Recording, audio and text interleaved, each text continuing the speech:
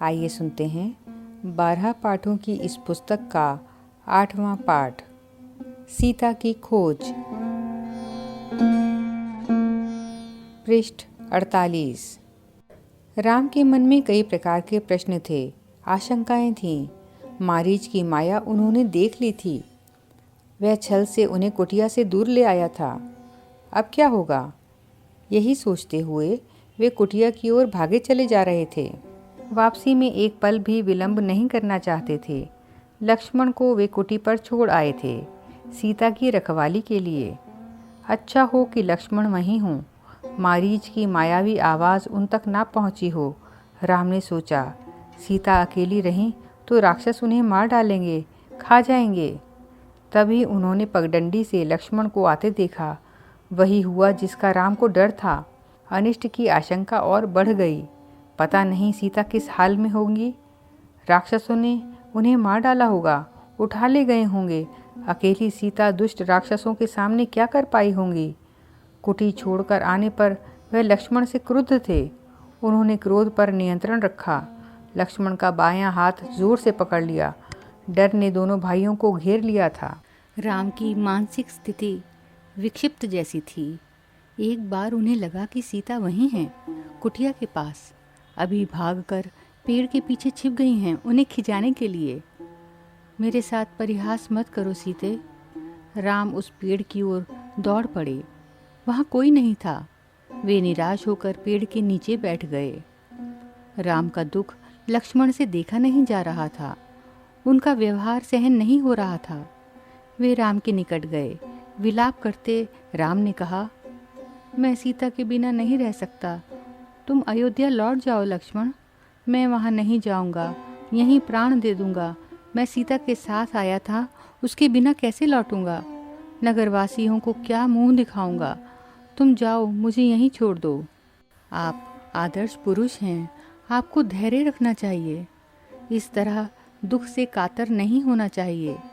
हम मिलकर सीता की खोज करेंगे। वे जहाँ भी होंगी हम उन्हें ढूंढ निकालेंगे। सीता हमारी प्रतीक्षा कर रही होंगी, लक्ष्मण ने उन्हें ढांढस बंधाते हुए कहा। पृष्ठ 50। राम शांत हुए, पर थोड़ी ही देर में हा प्रिय कहते हुए पुनः विलाप करने लगे। इसी बीच आश्रम के आसपास भटकने वाला हिरणों का एक झुंड राम लक्ष्मण के निकट आ गया। राम को लगा कि हिरण सीता के बारे में जानते हैं, उन्हें कुछ बताना चाहते हैं। हे मृग, तुम ही बताओ, सीता कहाँ है? राम ने पूछा। हिरणों ने सिर उठाकर आसमान की ओर देखा और दक्षिण दिशा की ओर भाग गए। राम ने संकेत समझ लिया। हमें सीता की खोज दक्षिण दिशा में ही करनी चाहिए, उन्होंने लक्ष्मण से कहा। हिरण उसी ओर गए हैं। वन में भटकते हुए उन्होंने एक टूटे हुए रथ के टुकड़े देखे, मरा हुआ सारथी और मृत घोड़े भी देखे। मरा हुआ सारथी और मृत घोड़े भी थे। वन में रथ का क्या प्रयोजन? उसके टूटने का क्या अर्थ? राम असमंजस में पड़ गए। लगता है थोड़ी देर पहले यहाँ संघर्ष हुआ है, लक्ष्मण ने कहा। यह पुष्पमाला वही है जिसे सीता ने वीणी में गूंथ रखा था। निश्चित तौर पर सीता राक्षसों के चंगुल में फंस गई है। यह माला संघर्ष के दौरान वीणी से टूटकर गिरी होगी। पर यह रथ कैसे टूटा? राम सोचने लगे। सीता के संघर्ष से यह नहीं टूट सकता। अवश्य किसी ने राक्षसों को चुनौती दी होगी, उनसे युद्ध किया होगा। वहाँ से थोड़ी ही दूर राम ने पक्षीराज जटायु को देखा, पंख कटे हुए, लहूलुहान, अंतिम सांसें गिनते हुए। हे राजकुमार, सीता को रावण उठा ले गया है। मेरे पंख उसी ने काटे। सीता का विलाप सुनकर मैंने रावण को चुनौती दी, उसका रथ तोड़ दिया, सारथी और घोड़ों को मार डाला, स्वयं रावण को घायल कर दिया, पर मैं सीता को नहीं बचा सका। रावण उन्हें लेकर दक्षिण पश्चिम दिशा की ओर उड़ गया। कहते कहते जटायु ने प्राण त्याग दिए। राम ने आगे बढ़ने से पहले जटायु की अंतिम क्रिया की। वे सोचते रहे, पछताते रहे, यह कैसा विधान है, मैं तो कष्ट में हूँ ही, मेरी सहायता करने वालों को भी इतना कष्ट। राम की आंखें नम हो आईं। उन्होंने जटायु को अंतिम बार प्रणाम किया। जटायु ने सीता के बारे में महत्वपूर्ण सूचना दी थी। रावण का नाम बताया, दिशा बताई जिधर सीता को लेकर वह गया। राम जटायु की चिता के पास मौन खड़े थे। यह समय विलाप करने का नहीं है, हमें तुरंत दक्षिण पश्चिम दिशा की ओर जाना चाहिए, सीता उधर ही होंगी। लक्ष्मण ने तत्परता दिखाई। पृष्ठ 51। आगे का मार्ग और कठिन था।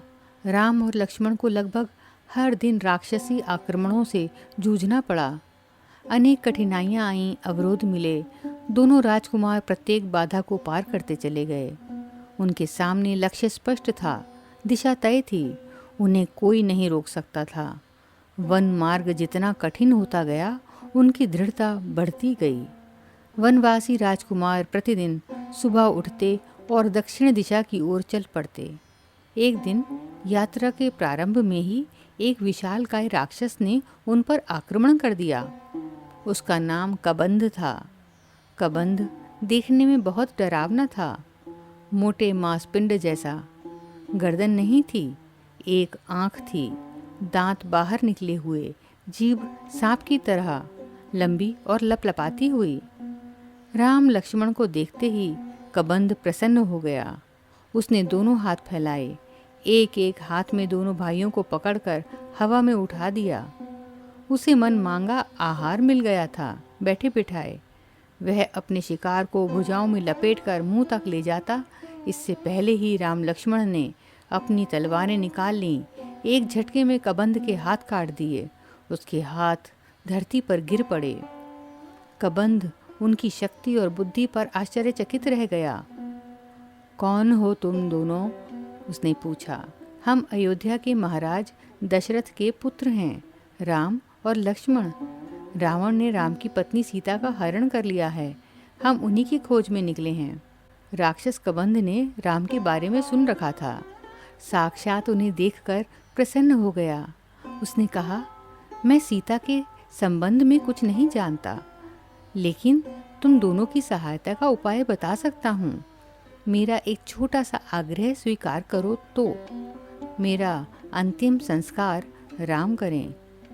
राम ने इस पर सहमति व्यक्त की तो कबंध बोला, आप दोनों पंपा सरोवर के निकट ऋष्यमुख पर्वत पर जाएं।